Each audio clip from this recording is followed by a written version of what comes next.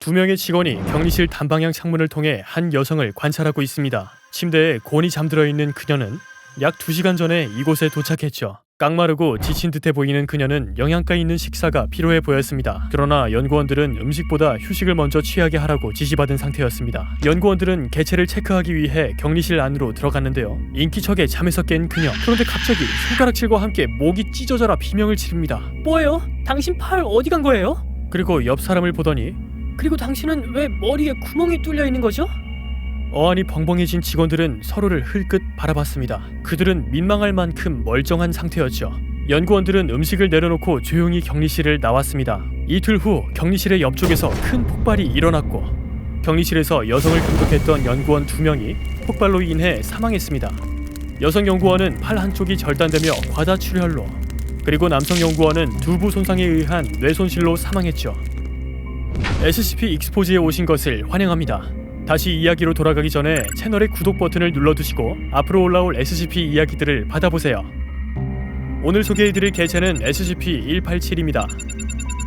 이 개체는 20대 초반의 백인 여성으로 약 180cm의 키에 40kg의 체중을 가진 깡마른 체형입니다. 체중에서 알 수 있듯 개체는 심각한 수준의 영양실조로 인한 저체중 상태이죠. 그녀가 자해하는 것을 미연에 방지하기 위해 평상시 신체를 침대에 결박하는 등 의학적 구속 상태를 유지해야 합니다. 또한 필요할 경우 언제든지 진정제 및 안정제를 투여할 권한이 있는 의료 직원이 상시 관리해야 하며 자신의 눈을 해하는 것을 막기 위해 벙어리 장갑을 착용해야 합니다.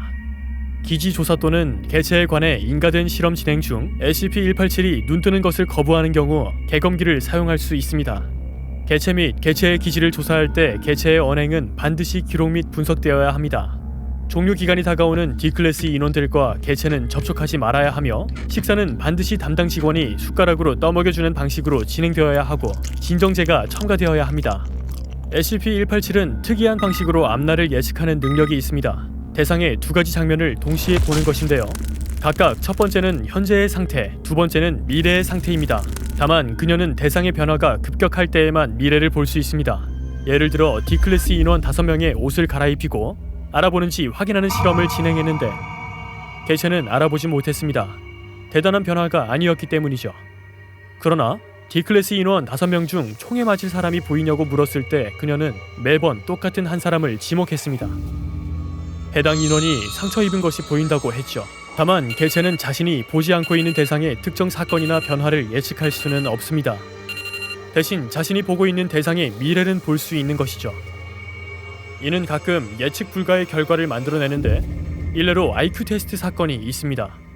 인간형 개체의 기본 조사의 일부로 그녀가 IQ 테스트를 받게 된 것이죠. 첫 테스트 결과 개체의 IQ는 300 이상인 것으로 나타났습니다. 테스트의 최대값이었죠. 이게 사실이면 그녀는 지구에서 가장 똑똑한 인간형 존재였습니다. 그러나 여러 번 인터뷰를 거친 결과 개체의 지능은 그리 높지 않은 것으로 보였습니다. 첫 번째 테스트 이후 테스트를 4번 반복하였으나 모든 시험에서 그녀는 최고점을 득점했습니다. 모든 문제를 맞췄죠. 이 내용에 대해서 인터뷰한 결과 개체는 테스트 내에 아무 문제도 이해하지 못하고 있었습니다. 고득점이 가능했던 건 정답으로 골라질 답안이 자신에게 보였기 때문이었죠.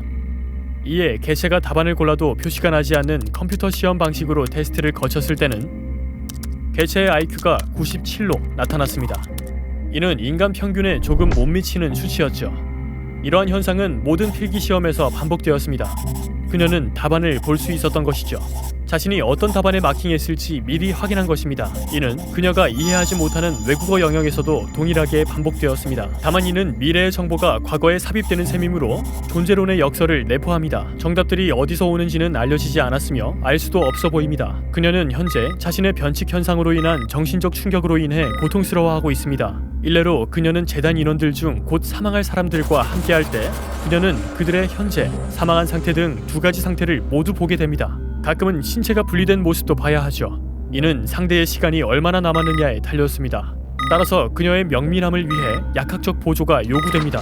장기적 영양실조가 SCP-187에 미치는 영향과 개체의 죽음이 재단의 비상계획에 미칠 중단기적 영향 때문에 그녀는 안대를 착용한 채 음식을 지급받습니다. 이는 그녀의 영양실조가 식음료 섭취에 대한 혐오에서 오기 때문입니다. 변식 현상으로 인해 그녀가 음식을 볼 때마다 음식들의 미래 상태가 보였던 것이죠. 때때로 썩은 음식이거나 혹은 대변으로 보이거나 액체는 오줌으로까지 보이기도 했죠. 따라서 식음료 배급은 반드시 15분 내에 이루어져야 하며 그녀가 완전히 동일하다고 느끼는 장소에서 진행되어야 합니다. 또한 음식에 대한 예측이 불가능한 경우도 있기에 그녀의 예측이 과연 믿을만한지 의문을 남기기도 합니다. 그녀의 예언 중 한 가지 사례를 보면 당시 그녀는 여성 연구원에 의해 조사받고 있을 때였습니다. 대화는 다음과 같았죠. 당신 반지가 뭐요? 당신 결혼 반지 말이에요. 반지가 왜요? 안 끼고 있잖아요. 끼고 있는데요? 여기 있잖아요. 곧 빼게 될 거예요. 며칠 뒤 연구원의 남편이 그녀에게 이혼을 요청했습니다. 그녀가 다시 업무로 돌아왔을 때 그녀의 손에는 반지가 없었죠. 그녀는 약 19년간 일생의 반 이상을 결혼한 상태로 살아왔습니다. 때문에 개체의 눈에는 반지를 낀 상태가 반지를 끼지 않은 상태보다 평범한 것으로 여겨졌던 것이죠. 또한 D클래스 인원의 죽음을 예견한 예시도 있습니다. D1614를 본 그녀는 왜 저렇게 부어있죠? 라고 질문했었죠. 그 이후 D1614는 다음 목적지를 설정하기 위해 SCP-120으로 보내졌다가 우주 공간에 노출되었습니다. 또한 D16198을 본 개체는 연구원과 다음과 같은 대화를 나눴습니다. 저 사람 귀엽네요. 아, 격리실 밖에 있는 저 사람이요? 네, 저 사람 이름이 뭐예요?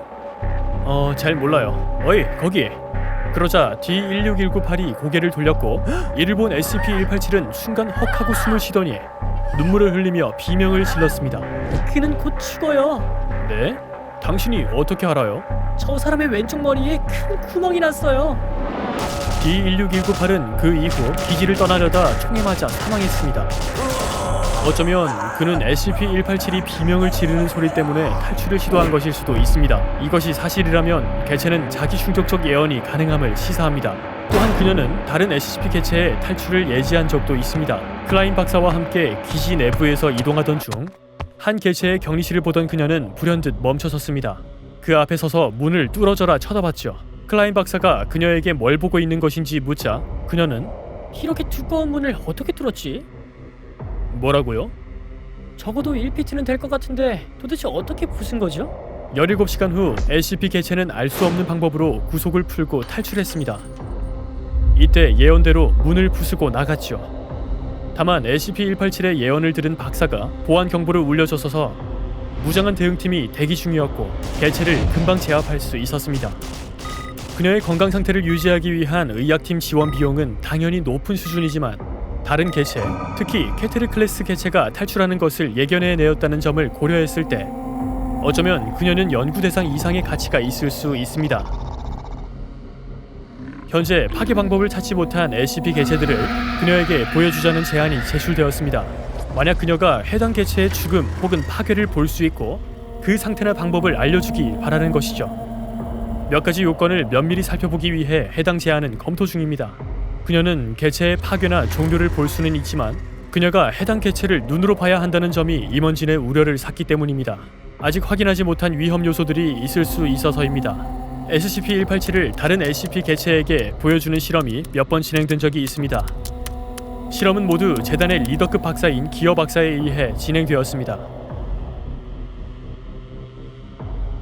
다음은 해당 실험 중 그녀가 보인 반응을 기록한 일부입니다. SCP-003에 노출되었을 때 그녀는 처음엔 긴장한 모습을 보였습니다. 그러나 곧 그녀는 개체에게 안녕이라고 말했죠. 이후 그녀는 개체와 대화를 이어갔습니다. 그러나 팀의 다른 직원들은 아무도 개체의 대답 등 어떤 소리도 듣지 못했죠. 관련 질문에 그녀는 SCP-003이 멋진 여성이며 매우 똑똑해 보인다고 대답했습니다. 이에 개체에 대한 강화된 보안과 검토가 요청되었죠. 이 다음 그녀는 SCP-882를 만났습니다. 격리실에 들어간 그녀는 곧 개체를 마주했죠. 그런데 개체를 보자마자 뒷걸음질을 치더니 약간 충격받은 모습을 보였습니다. 그리고는 젠장, 엄청 커. 대단한데? 라고 말했죠. 이후 그녀는 대답을 멈추더니 SCP-882를 가만히 응시했습니다. 3분 동안 눈 하나 안 깜짝였죠. 그녀는 다음 질문을 받기 위해 격리실에서 강제로 끌려 나와야 했습니다. 멍하니 있던 그녀는 곧 입을 열더니 이건 엄청 복잡해요. 병들었군요. 안에는 뼈와 피가 있고 높이 약 50피트쯤 되는 시계의 내부 같아요. 아름다워요. 그녀는 다시 자신의 격리실로 돌아가기 직전 갑자기 자신의 머리를 감싸고 비명을 지르며 땅으로 픽 쓰러졌습니다. 이후 강력한 진정제를 투여받은 그녀는 몇 시간 동안 질문에 답할 수 없는 상태를 유지했죠. 이후 그녀는 깎이고 내려치고 끽끽거려요. 마치 열차 사고 현장 소리 같아요. 라고 말했죠. 그 이후 약 3시간 동안 SCP-187은 동일한 소리가 난다고 주장했습니다. SCP-882에 대한 보안 강화도 부차적으로 요청되었죠. 이번 SCP 케이스는 어떠셨나요? 댓글로 여러분의 의견을 남겨주세요. 또한 우리 채널을 구독해주시고 앞으로 올라올 SCP 이야기들을 받아보세요.